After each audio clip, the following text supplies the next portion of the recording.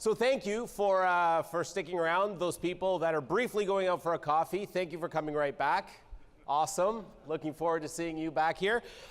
Ladies and gentlemen, we are going to be talking about making language work in an internationalized world. We've got an amazing panel for you from all over the globe, really. So what I'm going to do is just invite them up, time being of the essence, because not only are we constricted by the FIPP, 25 minutes, we're actually constricted by the first pitch of the Blue Jays game in about that amount of time. So rest assured that we will be done. You can go out and network and catch the first pitch. Okay, so first up, I would like to welcome Robert Goyette. Please, Robert. You can applaud or you can save it till the end. Robert, grab a seat. And then do we have the panel with their names up there? No? Okay. Next up is Ruth Devlin. Ruth, come on up. They'll introduce themselves in a little bit. Welcome, Ruth. Next up is Srini. Srini, come on up. Just Srini, as I was advised, because in rehearsals I butchered the name. You think my name's bad. Welcome, Srini. Have a seat. And next up we have Carole Beaulieu from L'Actualité. I know because we work together. Awesome. Okay, so we're going to grab a seat and we're going to take about a minute each just to introduce ourselves. I am a nobody, so I'm not going to bother, but go ahead, Robert. Tell us a little bit about what you do and how the opportunities in multi-language publishing apply to what you do. Right. Good afternoon. I'm Robert Goyette. I'm Vice President and Editor-in-Chief of Reader's Digest Canada. So the little magazine that you know has been publishing for 67 years in Canada in both languages. We also publish a magazine called Our Canada, and our most recent one, Best Health, it's a women's lifestyle magazine published in English only in Canada. I love the props. That's awesome. Ruth. No slides. Yeah. My name is Ruth Devlin. I work for the Studio Classroom Language Group, which is a magazine that's published in English in Taiwan. And I wanted to give you a little short history of that. Back in the early 1960s, Taiwan was trying to expand from an agricultural to an industrial economy. People needed to learn English, so there was that desire there that we wanted to meet. They needed to study abroad or to do business in other countries. So our founder, Doris Brome, started an English language program using the radio, because that's a good way to meet the needs of a lot of people very quickly. In this classroom, she'd invite people to come in and discuss a particular lesson together, and then that would be broadcast then to households all over the island. Of course, the people at home wanted to have some kind of written material in front of them, so we started publishing just a single, simple language sheet, which now, 50 years later, has become 3 full-color monthly magazines at different language levels. They have a combined circulation of about 590,000, and for the accompanying radio and TV programs, an audience of about 1 million a day. Wow, great. Srini. Yeah, that's, I come from the land of tongue twisters, so that's Srini Balasubramanian. I am the managing director of the 90-year-old Ananda Vikatan group. The Vikatan group is a Tamil language magazine. So about 70 million people talk Tamil all over the world, of which 55 million reside in the state from which we publish. So I come from Chennai. We have 12 magazines in our portfolio.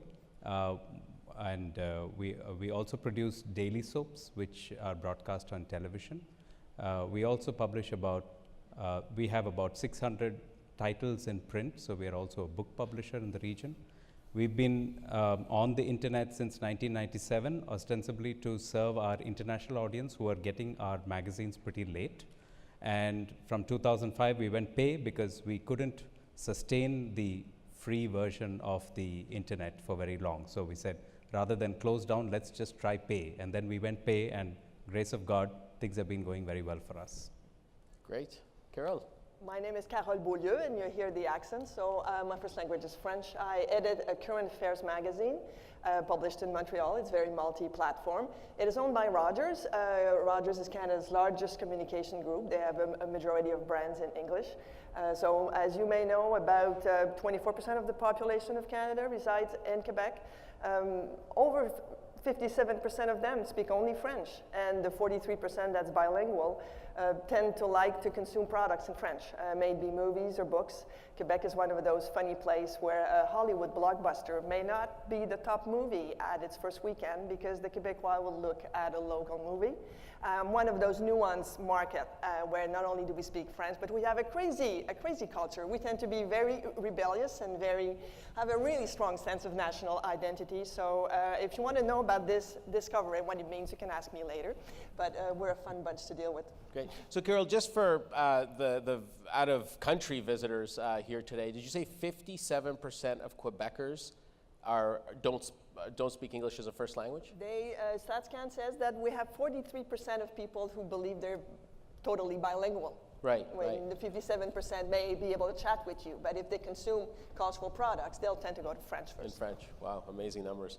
Okay, well, thank you for that. We're going to start with just the general question here, which is how do you identify multi-language opportunities that, say, didn't exist 5 years ago? We've heard today things are moving a mile a minute. How does multi-language, multicultural publishing, what's its place in identifying opportunities in that fire hose? Robert, we'll start with you. Yes, I'll use Our Canada as an example. When we launched in 2004, it grew from 0 to 250,000 subscribers in 18 months. So we thought that was quite a good success, and we tried to replicate it, or wanted to replicate it in Quebec in French. And that would say about 1/5 or 1/4 of the circulation would be in French. But again, there are cultural differences and religious and language differences to take into account. Perhaps, arguably, 40% of the population would probably not, would like to get out of Canada in Quebec. So they want their own country. So they wouldn't adhere to a magazine called Our Canada, where it's mostly pride of place and sharing stories about your community. So we decided not to launch in French. So you have to be aware of the local cultures and local differences. Right. Is there anything that did work in both? Well, Sélection Yeah. is a good example. It's a translated edition from the English language Canadian edition, but about 70% of the content is translated into French. The rest is local content that is originated in Quebec. Okay. So that gives a local flavor to the magazine that makes it close to the reader. Right. Okay. Good. Not Our Canada. Which try that. You can scale that. Your Canada. Yeah. Okay. Anyway, moving on. Ruth, how about yourself? Well, as I said, we identified the need for English language learning about 50 years ago. That need has not changed. It's probably grown. Our family of magazines now goes over many different platforms. Of course, we have digital and we have mobile apps for the younger generations. We often call our magazine a window on the world because people in Taiwan, they want to know things about their local culture, but they also want to know what's going on in the world and how to talk about it in English when they come to conferences like this. So it's that need is still very strong there over all the platforms. Right, and then that was just a result of just an increase in platforms that you've seen compared to previous years. Srini, how about yourself? We're talking about how do you identify multi-language opportunities that didn't exist 5 years ago? Okay, I'm going to talk about India. Basically, is a melting pot of culture. So where I'm coming from is not so much to do with languages, but within a multicultural environment, how do you work product? So simple example which I have is a magazine for cookery. It's nothing new, and it's not a product which is expected to go great guns in today's day and age. But just a couple of years back, we realized that even though there was so much of cookery tips and blogs on the website, communities felt that they needed their own recipes at the appropriate times in respect of their festivals and their special occasions. And so we created a product which was and essentially it was from our women's magazine, we created a sub-brand, and we created a kitchen product which actually today is outselling most of our new products, simply because it's also priced pretty high. It's priced at almost $1, which in Indian terms, magazine, pretty big number. And we found that when we've been able to accommodate different cultures and their special needs and their specific requirements, we've been able to make a product that is really picking up speed.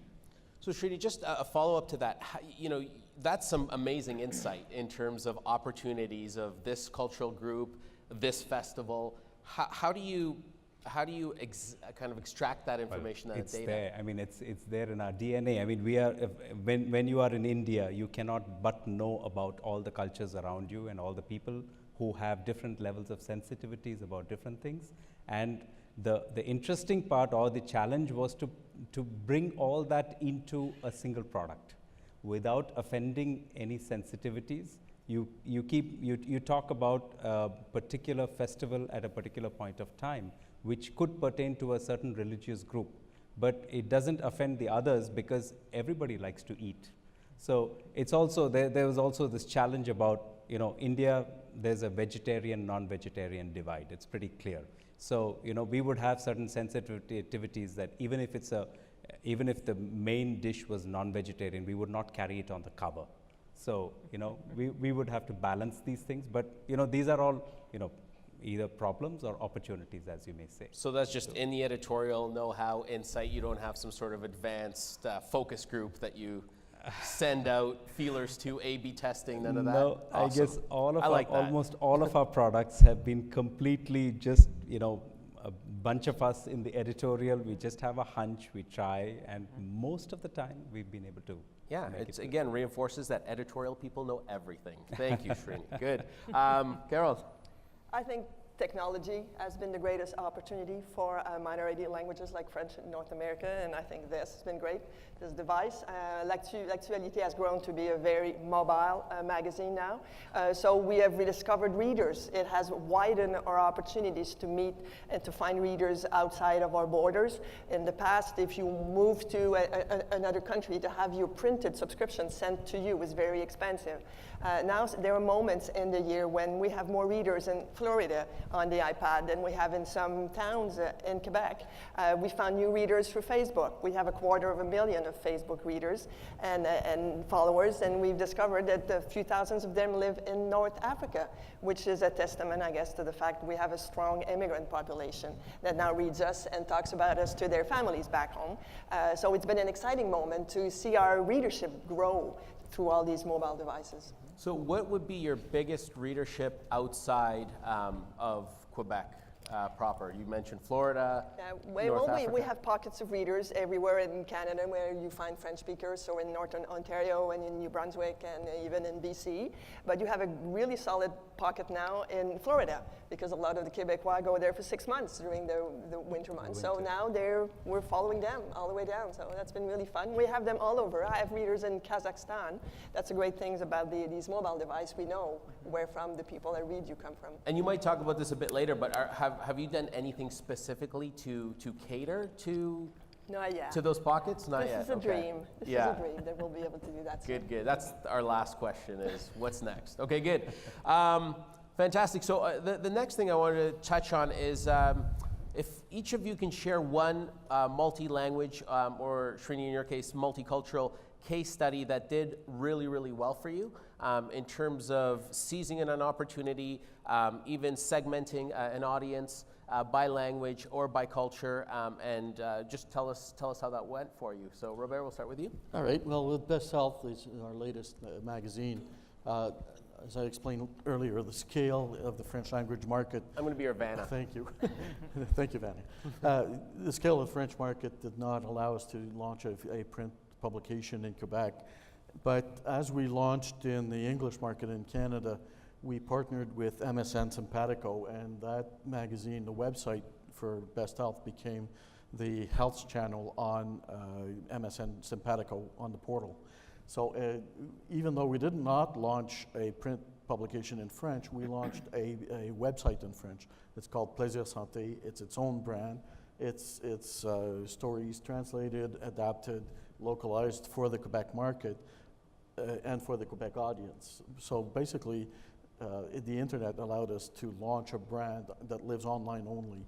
And by the way, we grew to 700,000 unique visitors within a few months with this partnership with the portal.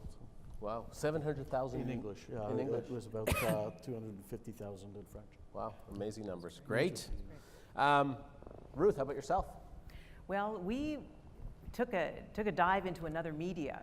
Taiwan's cable television market opened in the early 1990s, and up until that point, we'd had an accompanying radio program to go along with our print magazine. Now we launched television, and that was just broadcast on regular stations. Then, of course, it changed to the internet. Now there's a site where you can access any of our programs any time of day, either on your mobile or on your website. And then from that content we had, when you're teaching people basic English about colors or fruit or something, that content is really not time-bound. So then we have taken that content and repurposed it to a social media platform called Line. Many of you probably have never heard of it, but it is very popular in Taiwan. It's probably the #1 platform there. And we have sent out little tidbits of English as a teaching tool every day, and we have as of now, about 2.1 million fans. Wow, okay, great. Srini. Tom, I actually have a multi-language, case study here. Great. In magazine business, we are primarily in Tamil, but we also have a television production house. And at one point of time, we found that one particular, we've had at least 3 or 4 of our daily soaps, which typically are bold and beautiful type of everyday kind of half an hour. We had many of our daily soaps which went beyond Tamil, which were extremely successful.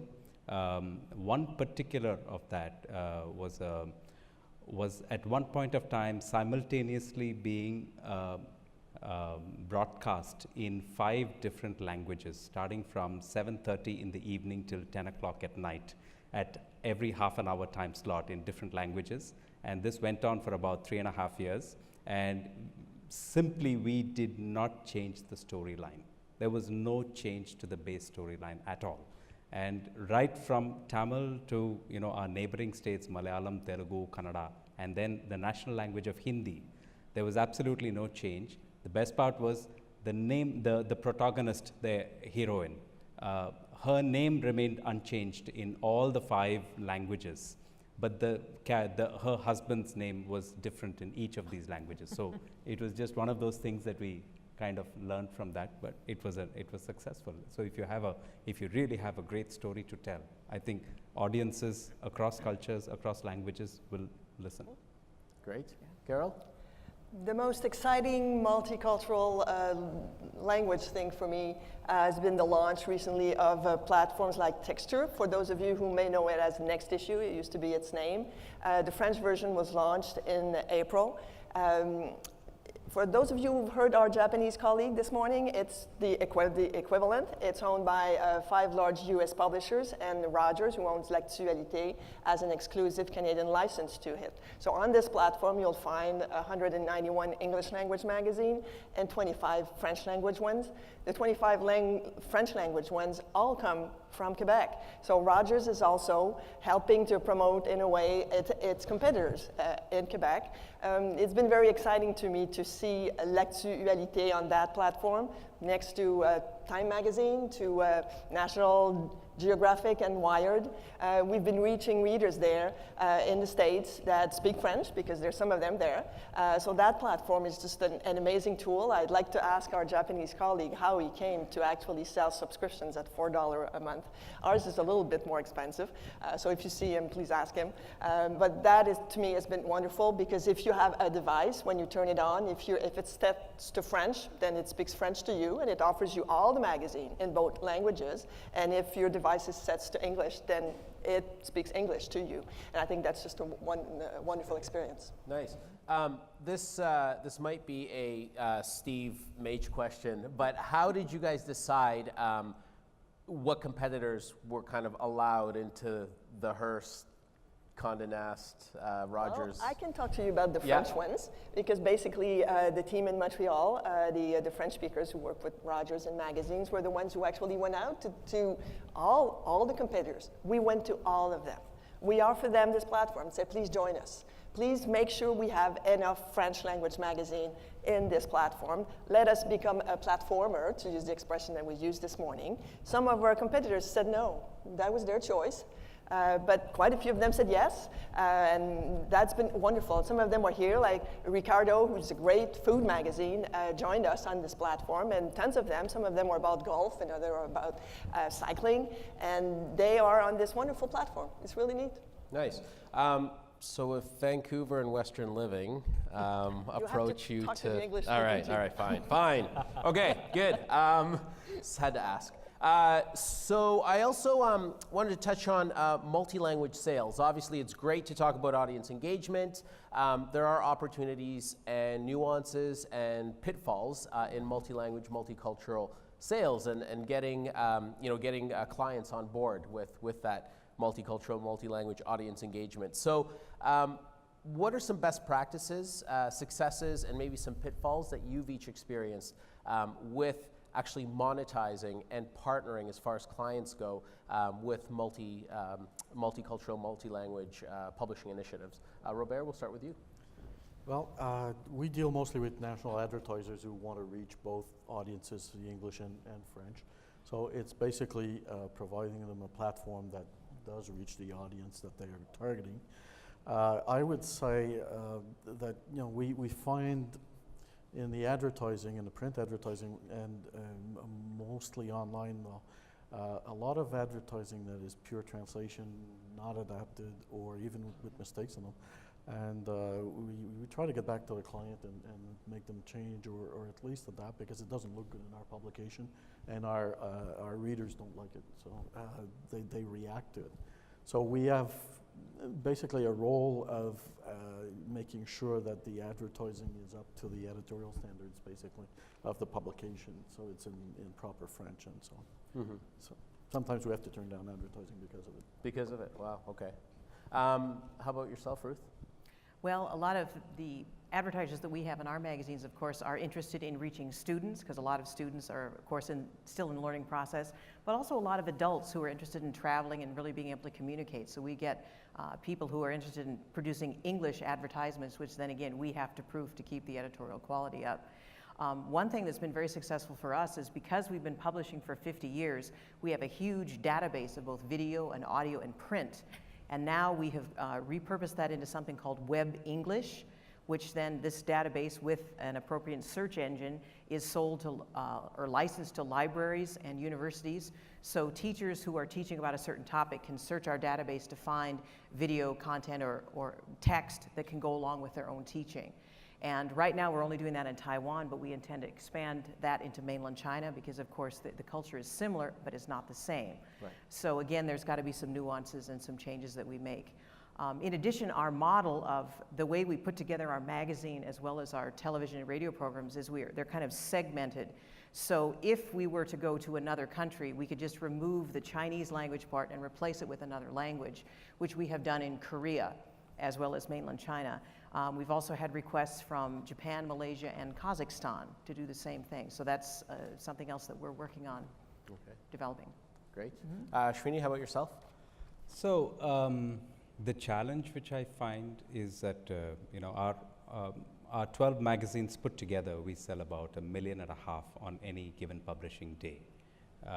If my online audience over the last many years it's surpassed the offline audience by many measures, and our social presence is substantially bigger too. So it's our basically our social platform.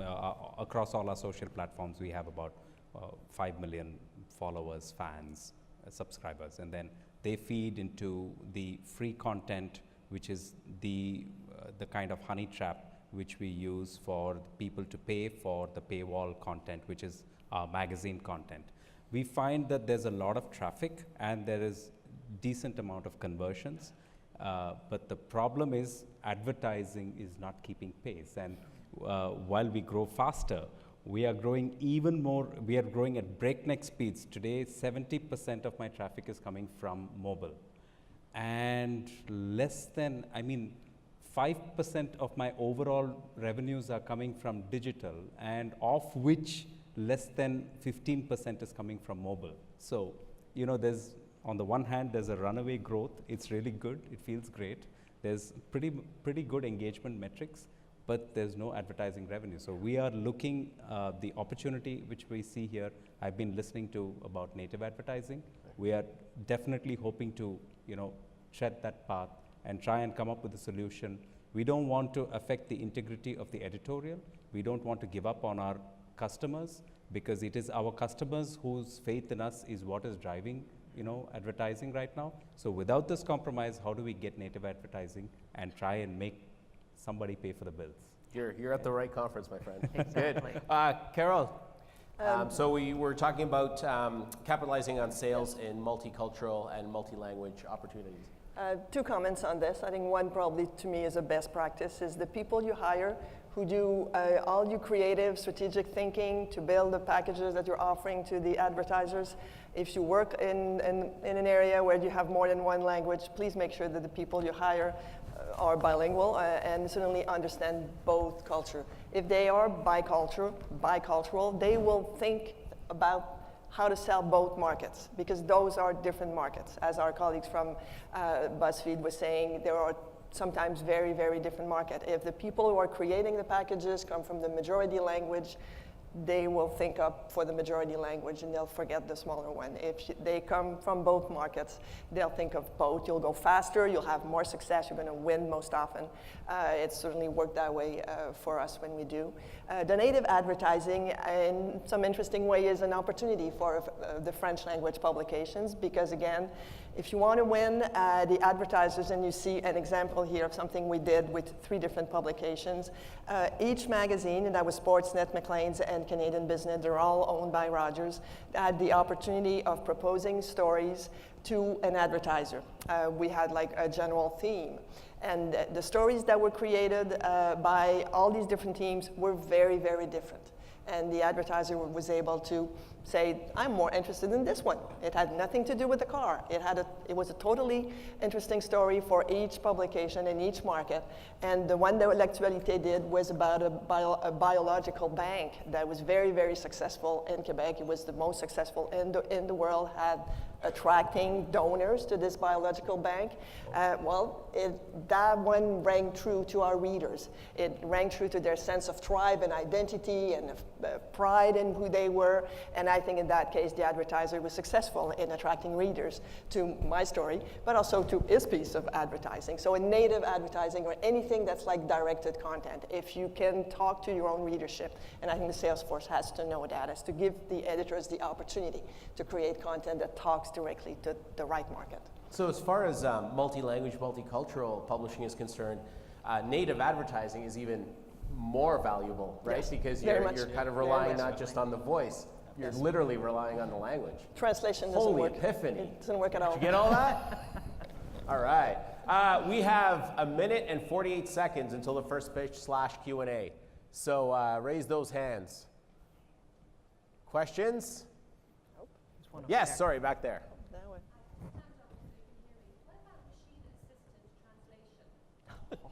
The robots. This is really bad. I've never seen a story that could be published if it's machine translated. Even when it's translated by certified translators, you have to pick the best. And for instance, it's about storytelling, but we get the famous Reader's Digest dramas in real life, and in the U.S. When somebody has an accident and is about to die or something, and there's this pivotal moment when they talk to God and they quote verse from the Bible and stuff like that. Well, when you're talking to a French audience, most are Catholic in Quebec or from Catholic origins, and they don't talk to God directly. They don't know the verses of the Bible. They go through their priest. So you have to change that, and it becomes difficult to tell the story and have that pivotal moment and tell it in the same way, and have your reader engaged in the story as well. So there are various levels of that. There was a very interesting research done recently about even posts on Facebook and things like that and what makes them work. And the survey was done in Canada, and it showed that in Quebec, 75% of the people said they read a post by a brand because it sounded like it was written by a friend. Your friend only talks to you in your language with all the nuances that come to it. And in English Canada, the quality of a good post was said to be exact, and it was really easily read and fast. Well, the Québécois said that it had to sound like it was written by a friend. It's really hard to get that with a machine. That's right. Hashtag friends, not robots. That's all the time we have. Come and see these wonderful guests. They're going to be milling around. We're now going to have a break. How about a round of applause for our multi-language panel? Yay, thank you.